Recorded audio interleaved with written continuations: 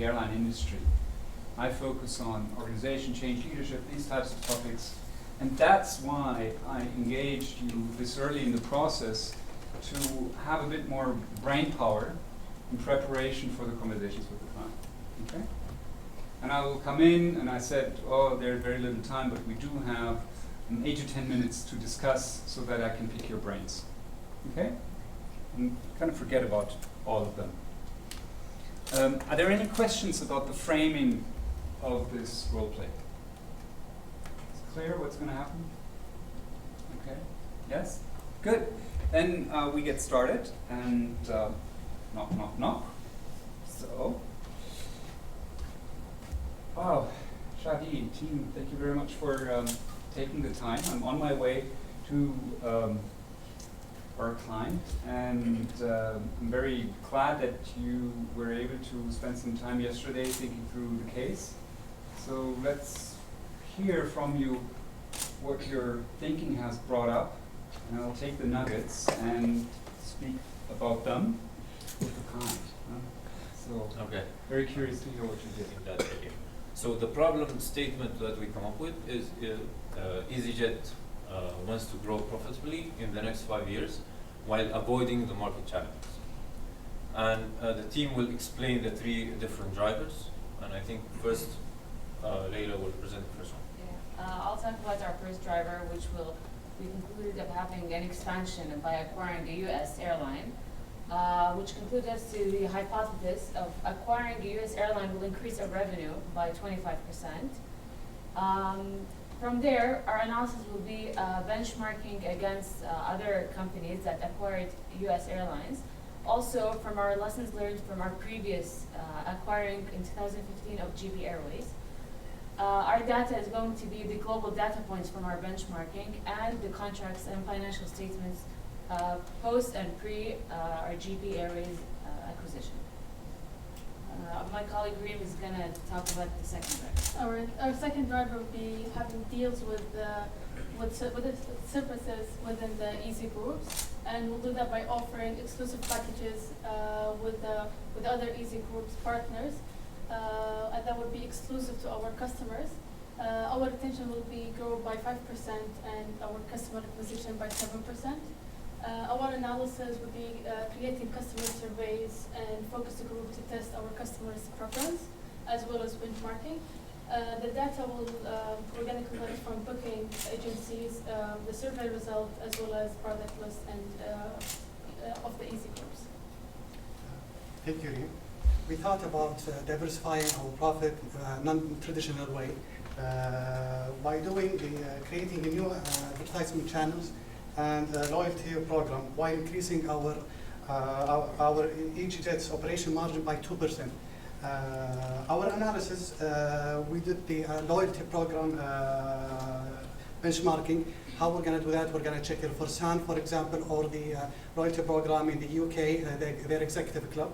And our research for research agencies, we're going to check with them how their impact with their ads in UK.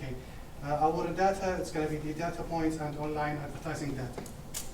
Thank you for giving us the opportunity. I'll let Shadi take the lead now. Yeah, if you have any questions. Good. Thank you very much. So, like some of the ideas that you're having, I just want to make sure that we don't overlook anything. Okay?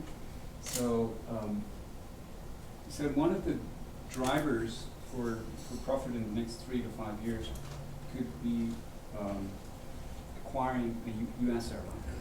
I'm wondering, why does it have to be a U.S. airline? And perhaps the real driver could be acquisitions in general, not just the U.S. airline. This being said, I wasn't part of your conversations and your thinking, so fill me in a little bit. Sure.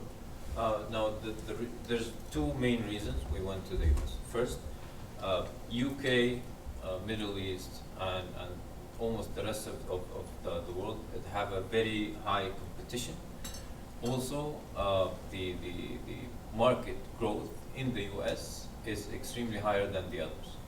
So the US is a higher potential market versus the other countries. Second, we already expanded in the UK, and we don't want to do that again, especially that there's a lot of competition going on, especially in this area.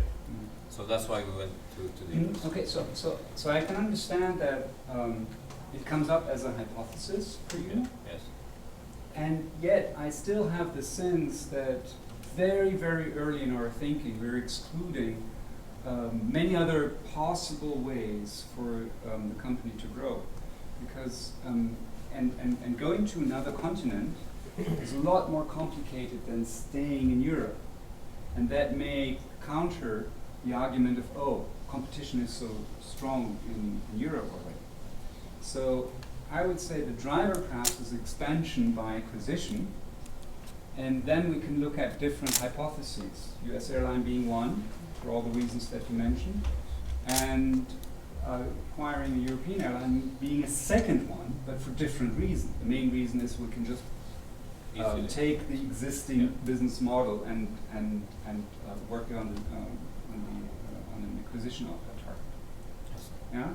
So that's somewhere I'd like to point you to. And let's still look at making sure that when we talk about the drivers, that we are looking at collectively exhaustive drivers, that are also mutually exclusive. So he said other services within Deliveroo and The profit streams. diversified profit streams. So help me understand how these relate to each other and whether they really look into all possibilities, all theoretical possibilities, how we can increase growth. In which one? Which driver? Well, the two that you described. So we analyzed the company as EasyJet, not the only the airline company, but the whole holding company. They have multiple services. They have hotels. They have car rentals. They have other services. So we thought as an easy implementation plus increasing the profitability in the short terms, we can bundle some services together for special customers that they will be they will feel special. And that will give us more credibility with the clients, with the customers of EasyJet. This is a unique proposition, if you can say, and it will give us that edge between our competitors. So again, I like the idea. I think it's a worthwhile hypothesis to look at. Where I'm really not certain is whether with this idea and with the other idea you have looked into the whole universe of options. And it seems to me as if you're going too early on into one specific hypothesis. So let's perhaps do that as a next step. Really sit down and wonder, okay, where can new revenue come from? Very generically, forget about the data for a moment. Just let's step back. Okay. Think about where can new revenue come from? And we'll likely find various buckets and then see, is there anything within these buckets, any information about the market, any information about EasyJet that points us to hypothesis within these buckets. Okay, that would be my guidance forward. Very good. Is there anything else that you'd like to share with me before I hop on the flight to? No, we'll change the deck and send it to you before your meeting. Okay, very, very good. Great, thank you very much. Good. What we'll do now in the next 10 minutes is to have a facilitated conversation to generate some feedback for the team about the hypothesis diagram and the underlying thinking. So let's start with what was positive and easy for the conversation with the partner. What were things that you noticed and liked about the hypothesis diagram and the underlying thinking? Action oriented. Yep. Was Right. straightforward. Exactly, they were concrete ideas. Very good. Yes, well done. It was sorted in a way that it's very easy to find mistakes or errors that you could quickly fix without jeopardizing the whole. Yeah, there was good structure, and the structure, Shadi, you did a very good job making it easy for me to follow your logic and to yeah, get into conversation there. Yeah. Also, just the graphical depiction, it is simple and clear. Yeah. What else?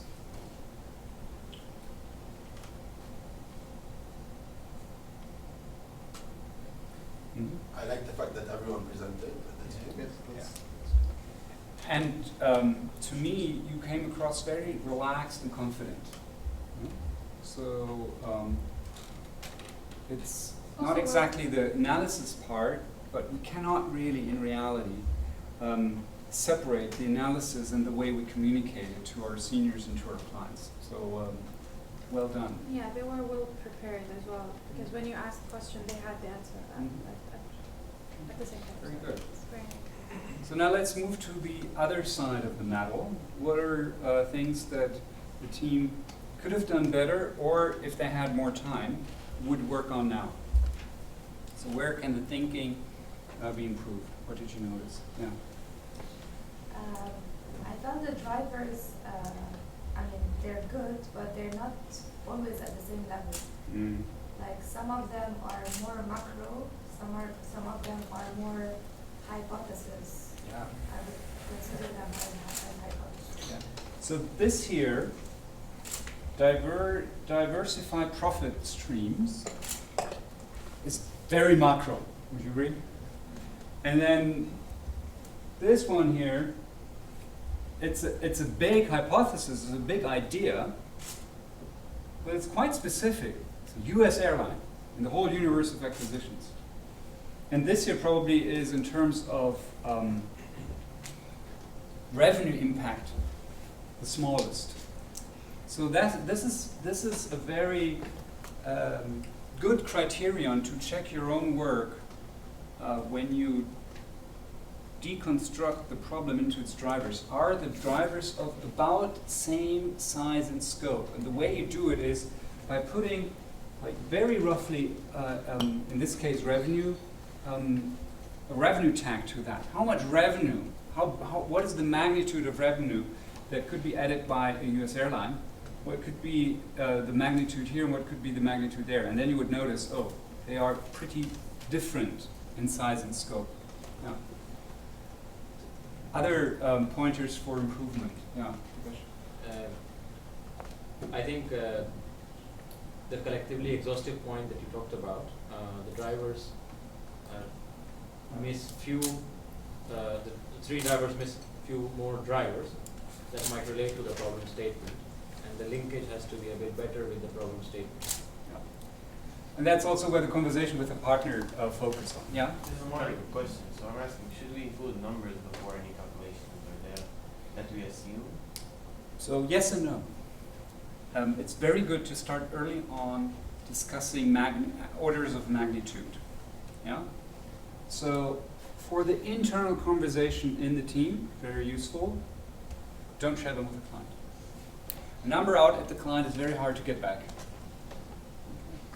So yes and no in that sense. Yeah? In the problem statement, they mentioned in the next 5 years. So maybe when someone was presenting the driver, it was a bit maybe important just to touch upon in a word or two why this is feasible in the next 5 years. Mm-hmm. So, and that's exactly the point for the team, the work on the drivers. So to me, it really seems that these are good ideas that are all hypotheses, but the MECE structure, mutually exclusive, a collective set of drivers is yet missing. Yeah. And that's good to know for the next step. Yeah. So, question. So when we say collectively exhausted, that should be the driver collectively Yeah. exhausted. The drivers should be collectively exhausted, not the hypothesis. But hypothesis should be mutually. No. The drivers should be mutually exclusive. So For example, Mutually this one, exclusive. mutually exclusive and collectively exhaustive. Together. Together, both criteria. They should be me-see. These three drivers, they are mutually exclusive, right? If you do this, you don't have any impact on that driver. You can still do No all- overlap, you mean? Yeah, exactly, no overlap. Yeah? So, and this is correct, they have no overlap. Are they collectively exhaustive? Are they kind of a good filter to look into into all options? No, because there is, here was the argument, why only US? Here is, okay, this is very, very specific. There are many other ways of looking at revenue. Okay? So, Mm-hmm. let's say the first driver, if we said acquiring acquisition, that's it, without a content, Yeah. that will be fine? Well, then this driver gets bigger, yeah, and it would have the weight of a driver, and the hypothesis would be US on acquiring a US online. Then the relationship between driver, which needs to be bigger than the hypothesis, would be correct. But this would still not be collectively exhaustive. I'll show with you, and perhaps we'll see it from the other teams, but I have a sample solution. And remember yesterday, there are many ways. There's not just one right solution, but I will provide one sample solution for a set of me-see drivers for this. But can I add just quickly? Please. So if you are saying inorganic growth is an option, then a collectively exhaustive would be organic growth. Mm. Yeah. So those two drivers will become collectively exhaustive. Right? Makes sense. Yeah. But sorry, if we shouldn't have overlap between the driver, it's normal if we have overlap in the analysis or data, because sometimes the data. Absolutely. Yes. Yeah. Absolutely. Good. Then thank you very much to the first team. And now, which of the two remaining teams would like to go next? Okay, you raise your hand first, so full attention to the conversation here. Put any electronic distractions aside. And with that, knock, knock, knock. Opens the door, comes in Robert, saying, hey, thank you very much, team, for taking the time yesterday and today to have me, to allow me to pick your brains. I'm on my way to the client, but I have 10 minutes here. I'm very, very curious about our conversation. Hi, Robert. Welcome. Thanks. Thank you very much for allowing us, team, to have this challenging assignment. As you know, since we are talking about EasyJet or client EasyJet, I'd like to have like a brief about the situation with our colleague Claude before we go to recap on the situation and the problem statement before we go to talk about the drivers and the hypothesis.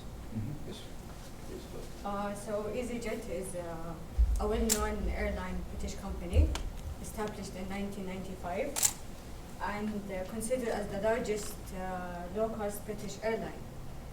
EasyJet, they want us to be in a better positioning by introducing potential growth options in light of increasing competition. So, just to summarize the situation problem, so when we go to the problem statement, we can, based on our analysis and understanding, which I believe you saw, that the growth, they are focusing on the problem statement for them is to have growth strategy option for the coming 3 to 5 years.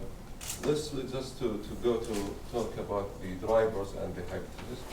Let me just, growth strategy is a big word, right? My understanding is we're right now offering options, so that looks more like a 6-week or 8-week project. The whole growth strategy is a much bigger thing, so we can relax there a little bit. And I agree, it's about growth and about the scope 3 to 5 years. So we can explain this on the drivers and the hypothesis.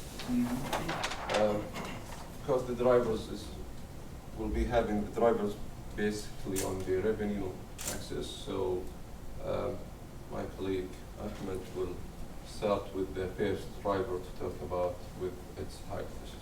Please. Yeah, the first driver we think about to increase the revenue is to increase the passenger, the number of passenger, or the revenue generated by the ticket that bought by passenger. So our hypothesis, if we include, if we introduce new routes, new popular routes, that will increase the number of passengers if we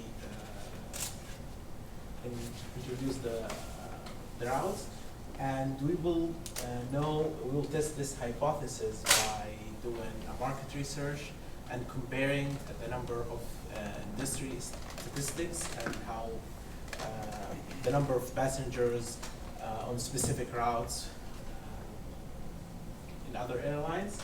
The second one is introducing a loyalty program that is not very common usually in the low-cost airlines, and we think by introducing that, that might increase the number of passengers also. The third one is we try to change the time of the flight into the high demand times. So maybe weekends for some destinations, the time of the weekends. We try to get the high demand time slots where the plane utilization or the flight utilization will be very high. Just a quick question, do we have an indication that right now they are often flying at, with low capacity? No, they fly I think about 80% or something capacity, but we think at certain destination and time we might increase that by okay, it's just something that typically can be optimized. Yeah, right? Okay.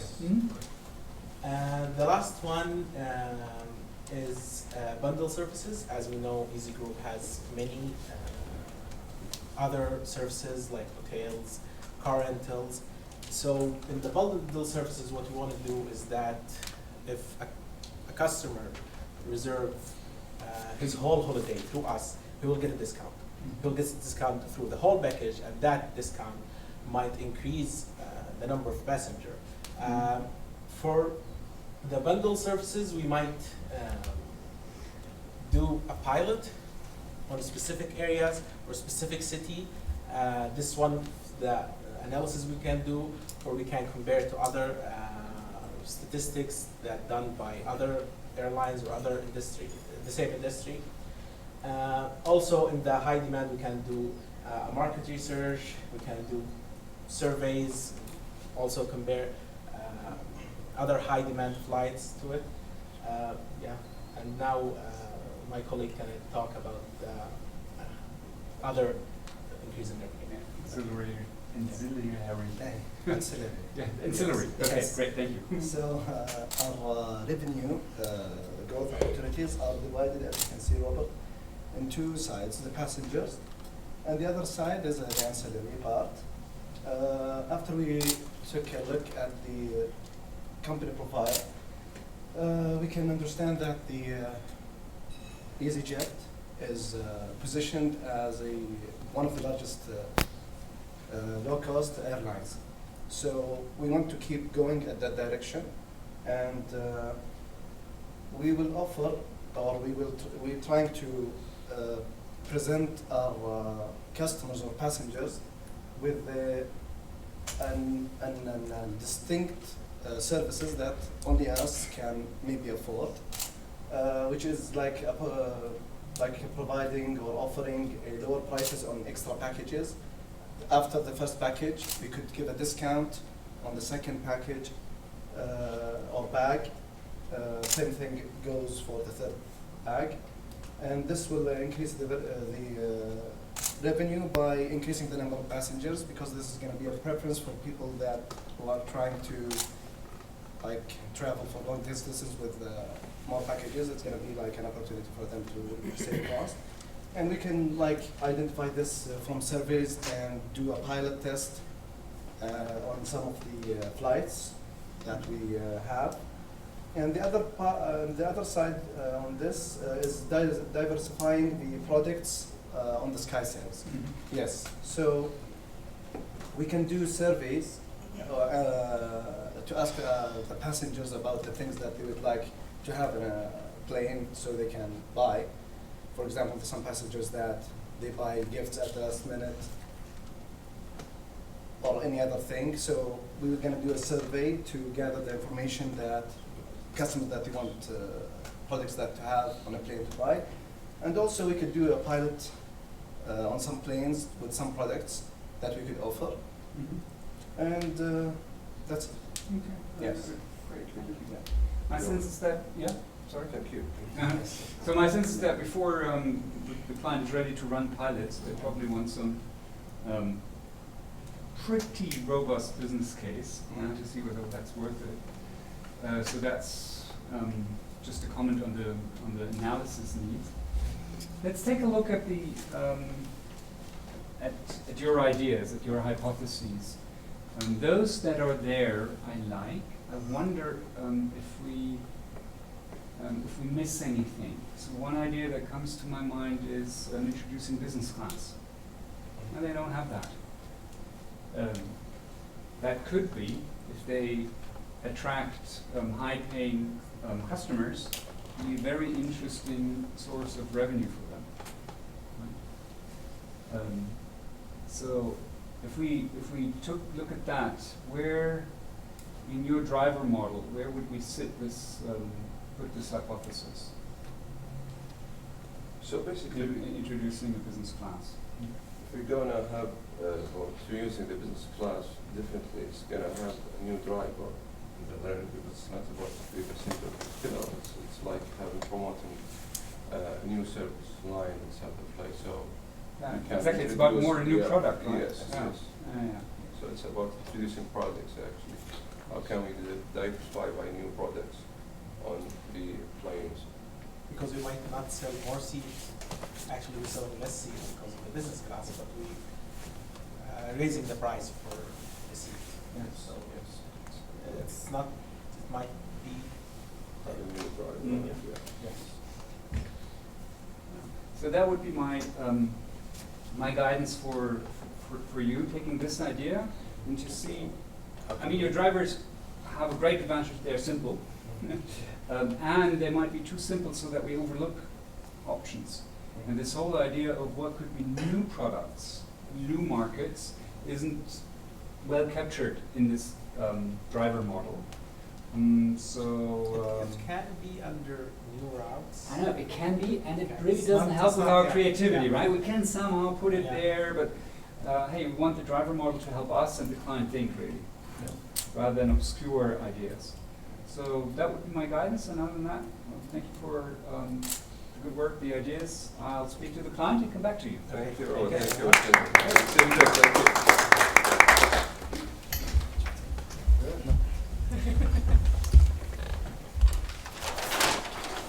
Here.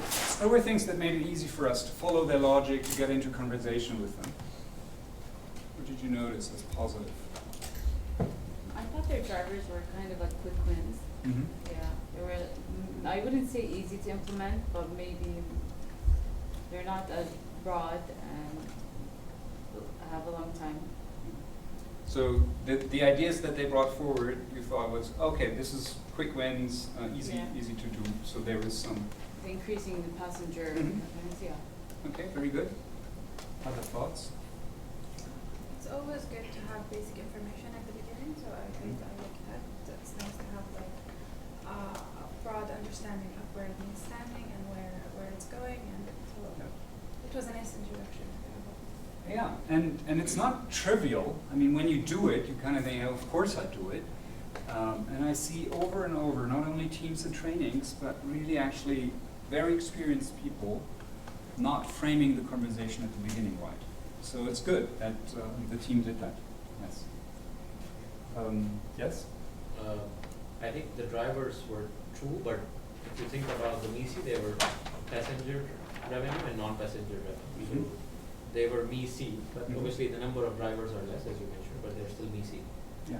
I think that's made it simple to put any hypothesis into either bucket. Mm-hmm. Yes. And the hypotheses were action-oriented, right?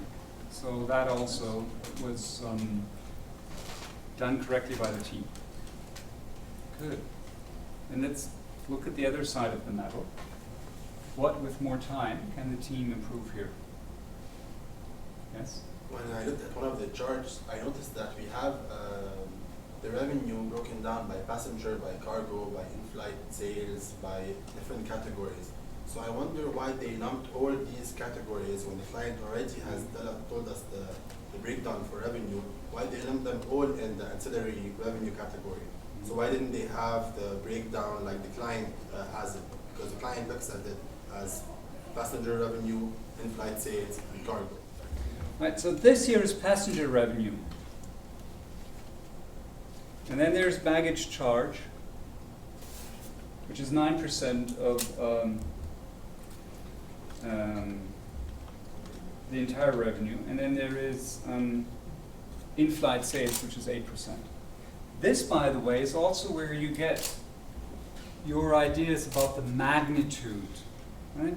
Because if we increase in-flight sales by 10%, that will give us very little more revenue compared to increasing ticket sales by 10%. Exactly. Right? So one of the arts of management consulting is to have a filter in mind when you look through data. You know? And here with the filter, I need to structure the revenue side with that idea in mind, and then you see this slide, you say, okay, perhaps that can be useful. You know? In fact, there is one other slide that could have been very helpful in coming up with the drivers for this model, for this thinking. It was, Problem statement. I think, Problems? yeah, if they had more time to clarify the problem statement, I think it would help more. Because growth strategy for 3 to 5 years, it might be revenue, it might be aircraft, might be. But if we can clarify the problem statement, so we can link the drivers to it, I think it would make a better flow. Yes, absolutely. So the one point about be careful with words like strategy, concept, synergy. If it's big conceptual words, they typically don't help our thinking. When I say number of growth options, still an abstract word, but it's a lot more concrete. It points me to, okay, in the end, all the client wants is it's like 10 ideas, somehow vetted, somehow with a business rationale. You know, strategy is a lot bigger. So the more precise you can be, the better it is. I do want to show one slide. It's in this one.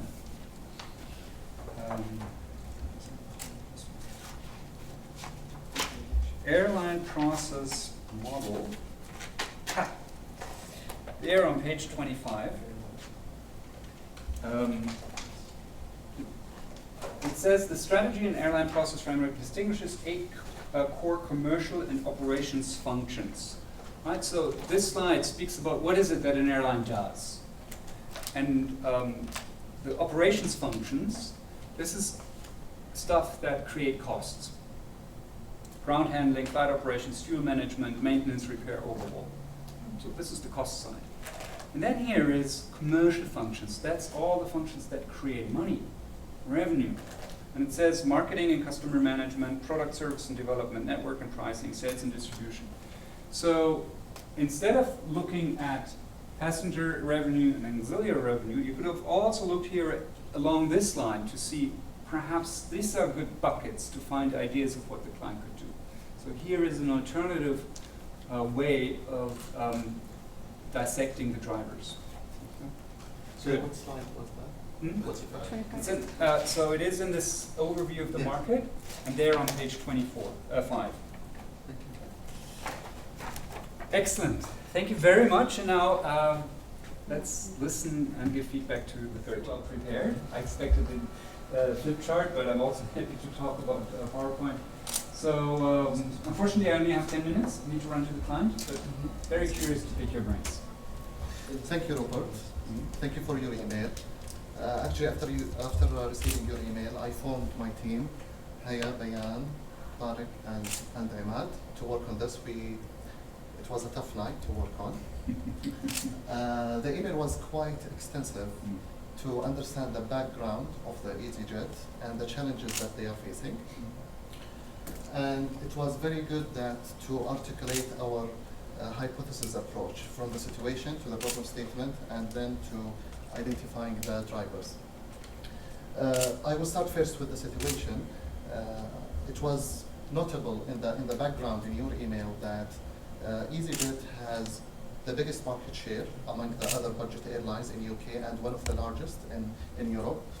And at the same time, they are enjoying high operational efficiencies, and they have a good track record in merger and acquisition. So that implies to me that they can exploit these three items in the economies of scales, but because they should sell the least seat price, and they can also control, or they have negotiation power on the price of the ticket. That help us at a later stage when Tariq comes to explain the drivers to come up with these solutions.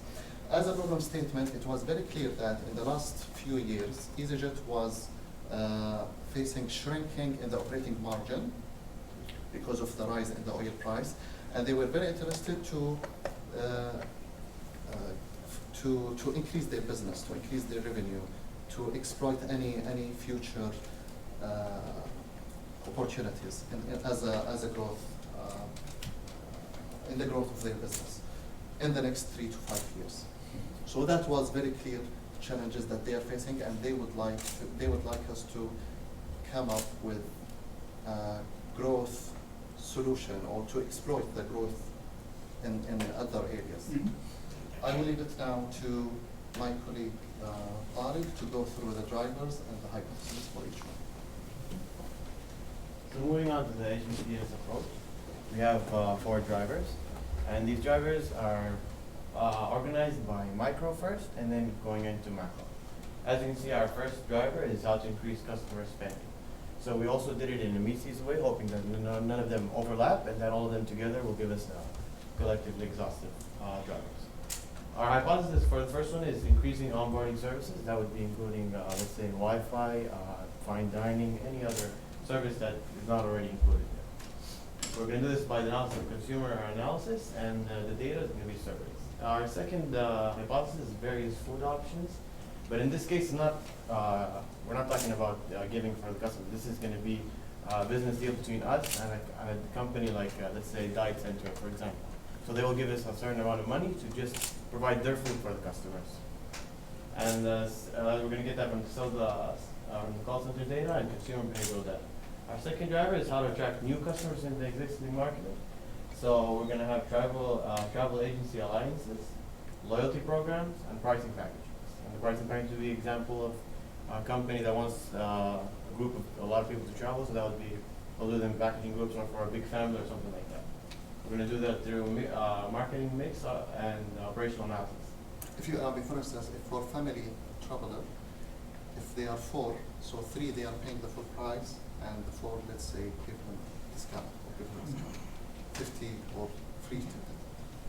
And then for the macro, the second one is going to be how to enter a new market. We're going to engage in strategic alliances with global airlines, and also non-organic growth would be through acquisition of another company. Increasing routes, so going to different places, not just the cities that they've been going to. That might help us increase our growth in the end. And also buying new aircrafts and traveling agency alliances, not just travel agency. So we have here for our analysis, we have market research. It's going to be repetitive for all of them, for most of them. And we're going to do a best analysis, political, economical, social, and technological. And we also have the SWOT analysis, strengths, weaknesses, opportunities, and threats. And the last one is going to be the competitive analysis. One more point I would like to add. When we say strategic alliance, we mean with other airlines as a service providers that have global reach, so we can leverage their reach to global destination that we are not reaching right now. Mm-hmm. And also, alternatively, as another hypothesis, is because they have very strong track record in acquisition, that could be also quick wins. For instance, in some specifically, based on the data we have, Germany, for instance, they don't have a strong existence there, and it's a big market, so we can exploit that chance. And our last driver is also from the macro side. We have how to generate other sources of income. So here we're thinking like, let's say out of the box. So for example, advertisement. We're going to have companies advertise inside our airplanes, trying to make money out of that. And analysis can be legal requirements, if it's legal or not, through feasibility study, profitability ratios, and market penetration.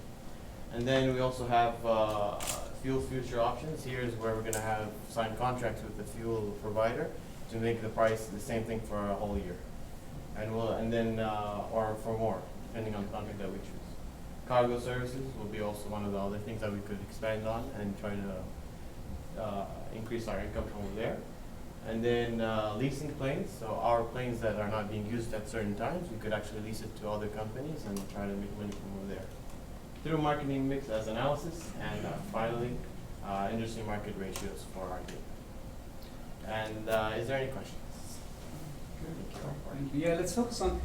I said I hope. I didn't say we did. Yeah, my sense is we do.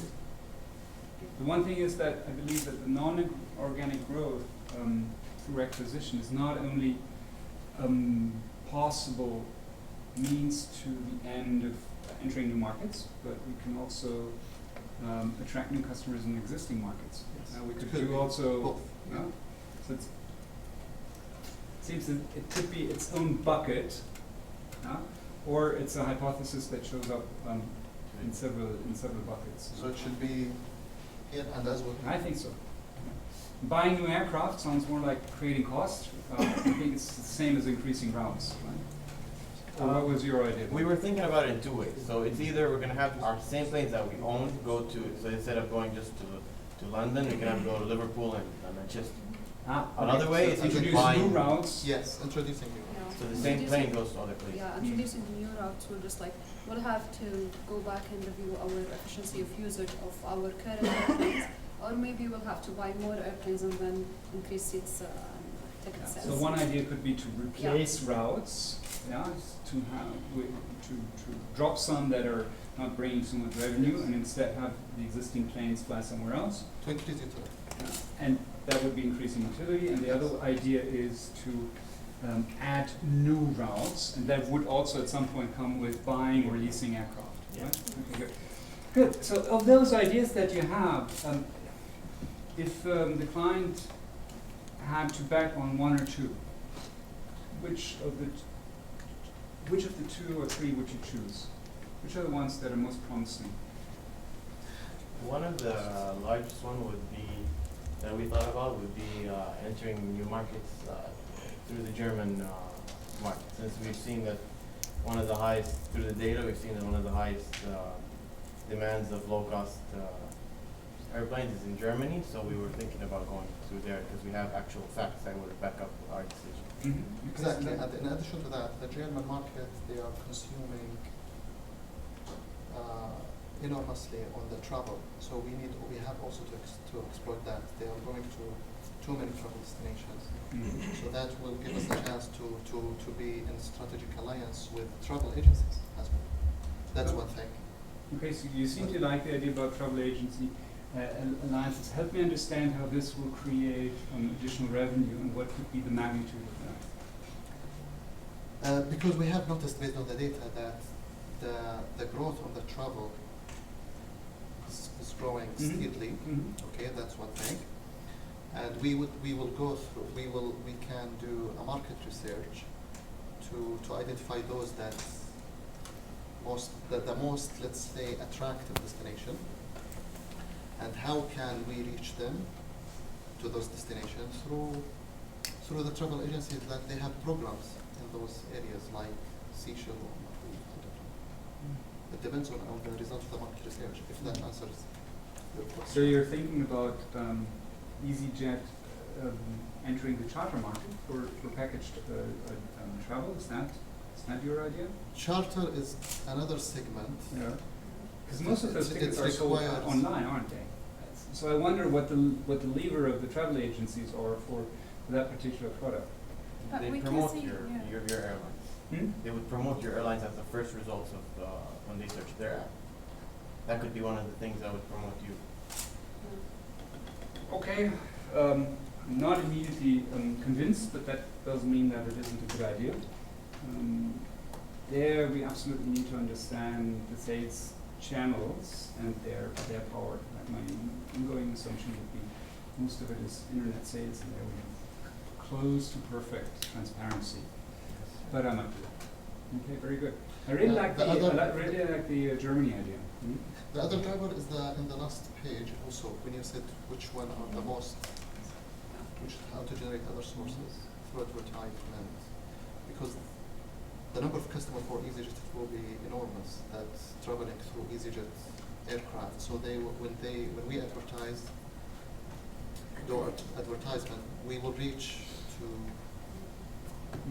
How many people travel with EasyJet every year? So how many, and what's the worth of a I think they call it an elaborate word for eye contact with an ad. You can have in the back of the envelope calculation of what the additional revenue of that could be. My sense is not so high, but again, I might be wrong. So it would be very interesting just to have, okay, what is it, how many people are there looking at potential ads, and how valuable is that? Usually the ads we are seeking to add in our profile, it's the need after a plane.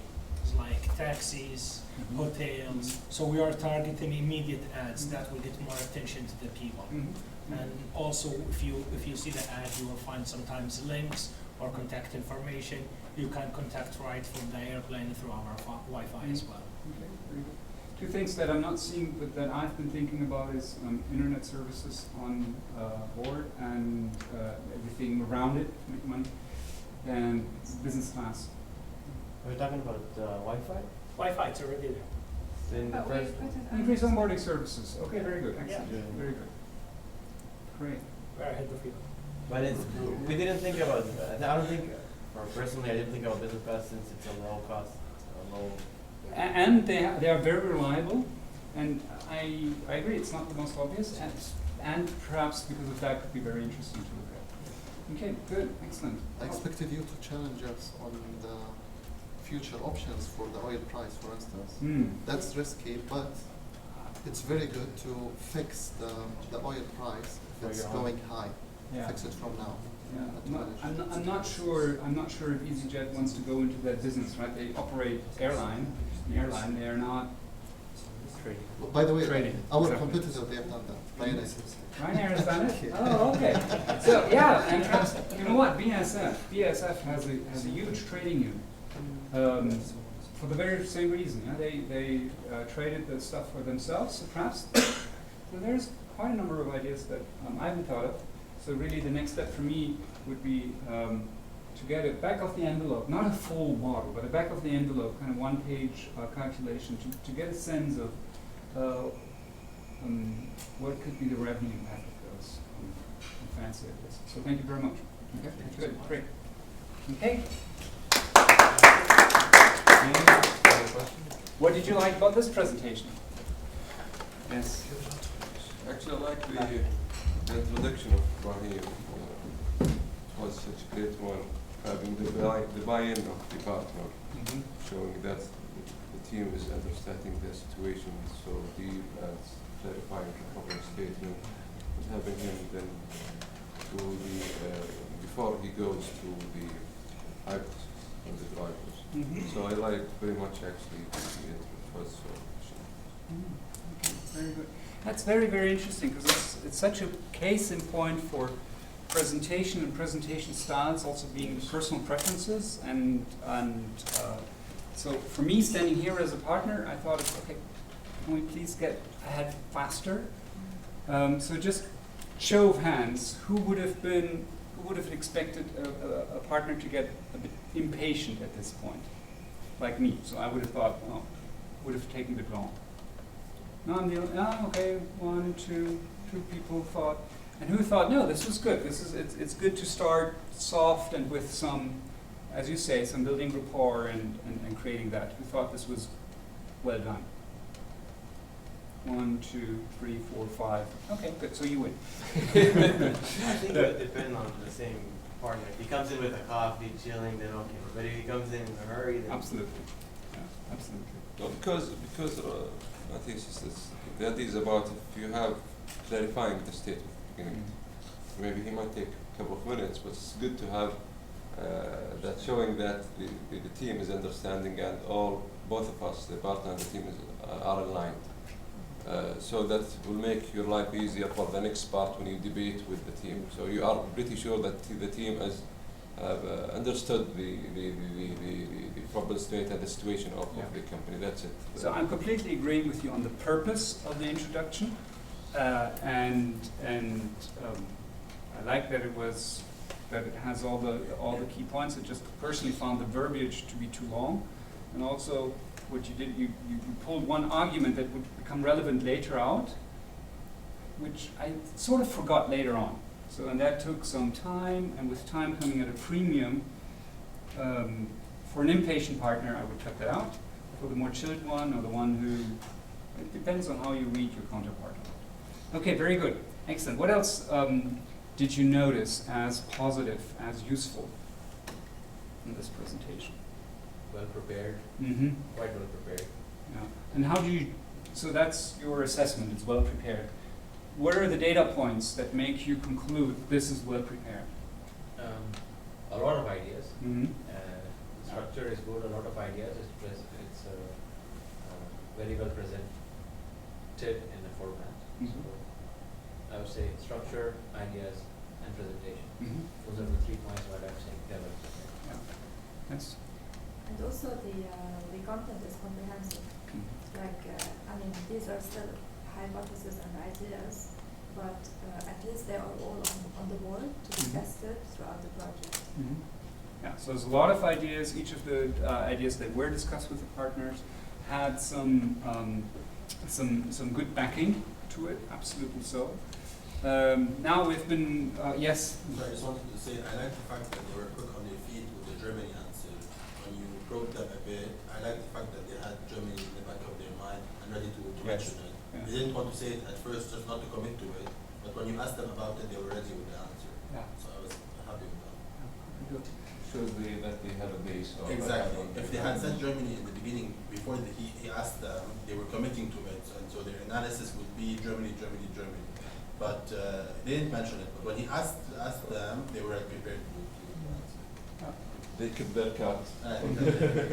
So, and in terms of drivers, do we have a MISI model here? Are you the coach of the team? Okay, very good. What makes you so confident in your answer? There is a model behind that, and I just want to make it transparent to everyone. So tell us. It's as if we're starting small and we're looking at the bigger picture. So first of all, from the existing customer, how can I increase the spending? Second, from my existing market, how can I increase the customers? And then if I look at other markets, how can I increase the customers? And then after that, if I want to look outside the customer database, what are the different sources of revenue? So having this framework of like starting from what we have and looking at the bigger picture helps you like think about it in an easy way. This matrix, it's called the ANSOF matrix, but it answers the question, what are the generic options of increasing revenue? Yeah? And it says, well, we can start with looking into what can we do in our existing market with the existing products? How to increase customer spending? Yeah? So this is the existing product, tickets, people actually flying. And now what can we do there to get more money out of that? First question is this box. How to attract new customers in existing markets? That is, I'm just realizing it isn't exactly the same, it's slightly different. But it's very close. So you have here. The product is the customer. Exactly. So when you say the way you get a new customer is with a new product, right? But it's still in the existing market, say wherever they are right now, in England mainly. And then to think, okay, how can we with the existing product go into new markets? That's right there. Right? And that's primarily the idea. If we define here market not as business versus a low-cost market, but in terms of regions, And this is exactly that, regional markets. And then comes the box of completely new market, completely new product, and that is the catch all other crazy ideas that can be done within 3 to 5 years, and that's on the next slide. And then the only thing that is sort of not exactly fitting into here is this idea, what to do with inorganic growth. And there's really two ways of doing that. Either you make a fifth box saying inorganic growth, or you say, hey, inorganic growth is only a means to an end, so let's just make sure that in each of these boxes we look whether there's anything to be done with inorganic growth. Like, for example, you said something like partnering here with a vendor of food or something. Okay. Good. Sorry. Sure. Yeah, with inorganic growth, we thought that we needed more analysis in order to see if inorganic growth is feasible or like profitable within the 3 to 5 years, because we have a limited time. So inorganic growth might need like more broader time to test. So that's a very good argument, and it would just be something then to share with a partner or with the client in these early conversations, saying, hey, inorganic growth is an obvious thing to think about. Our suggestion is to keep it out of scope, because 3 to 5 years, really, from our experience on how long these things take before they actually create revenue, we should exclude it. And then the client can go, oh yeah, I like that reasoning, or say, you know what, in 3 to 5 years, inorganic growth can give us access to new markets and to market share so quickly, let's have it in scope. Okay, so it's important to have that conversation out. But your argument might be very well right. Ahmad. I just want to say one more thing. EasyJet is part of Easy Group. Here, I didn't see a place where the combination of packages with Easy Group or taking advantage of the big holding company comes into play. Yeah. They give So I always think of working with data as a dance where you go in and you look at the data and then you put them away. You're going to do this and go back to just your a conceptual framework of drivers to then come up with ideas. And this way, you might have then thought, oh, wait a second, in the data there was so much about Easy Group. What could be concrete ideas to leverage the fact that they are part of Easy Group? Okay, very good. Anything else that you see as potential improvement, or where you would point the team for the next steps in their analysis? I think the hypotheses slightly have to be action-oriented. For example, the fuel one, because just saying fuel option does not make too much sense, because fuel hedging is a way to cut cost rather than grow revenues. So if the hypothesis was action-oriented, it could have been easily understandable. If you look at how the hypotheses are, these aren't hypotheses, these are placeholder for hypotheses. It just says increase onboarding services. What we don't know yet is, I mean, it implicitly says if we increase onboarding services, we will also have more revenue. But how much? What is the ballpark we're talking about? Because if this becomes a strategic project, we're not going to talk about things that increase revenue by 1 or 2%. We want to have the 10, 15, 20% type of packages. And I'm sure there is some thinking in the team already that has not made them explicit yet. So that's the natural next step. Now to get here more rigorous on the hypotheses, actually make them if-then, and put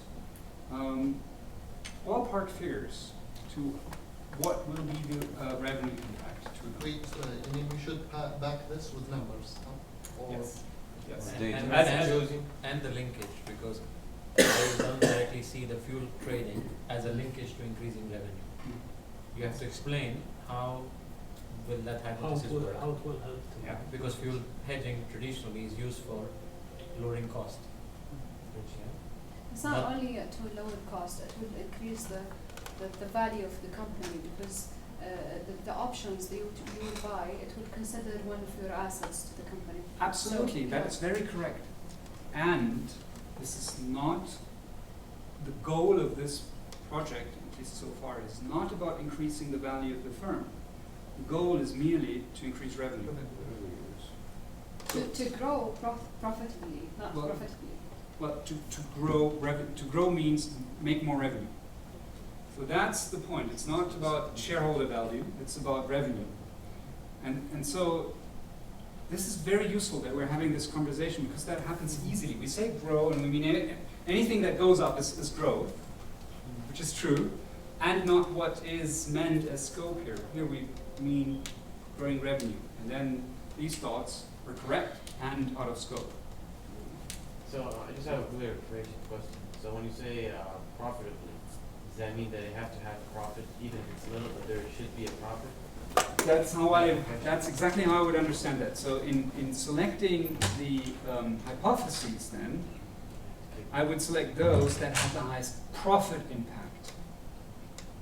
Oh, no, I'm sorry. That have the highest, have the highest revenue impact, but are still under the condition that they're still profitable, at least we're not slightly. losing money. Exactly. No money burning. No money spending when you're looking. Well, you probably might need to spend some in terms of investment, but exactly no. Such if I want to purchase a new aircraft, that will cost me, and I will not get the profit as fast as I can. It needs a longer term. Yeah. If it creates at least zero profit within 3 to 5 years, then it's okay. But if it's less than that, then it's not okay. That's how I understand it. So what they're not wanting to do is to, for example, sell tickets under cost to get market share. Like that's how MediaMarkt conquered the north of Europe. They built their media stores everywhere, and then they sold under cost. Everyone else was driven out of business, and now they have a big market share. That was for quite a while not profitable, and that would be off the table here, options like that. Yes? One more thing I think the team really needs to focus on, trying to really understand the challenges they are facing. I don't think oil prices are the only thing that is the risk they have. I think I read in the email also that they are having increased competition. So maybe look also into that, seeing the competition, what they are doing, and how to hedge against that risk also, not just oil prices. Good. Very, very good. So with that, I'd like to ask the teams to gather at your respective tables. And for 5 minutes, collect your lessons learned. Yeah? So that you have a conversation about what did we just learn as a team about the first part of consulting.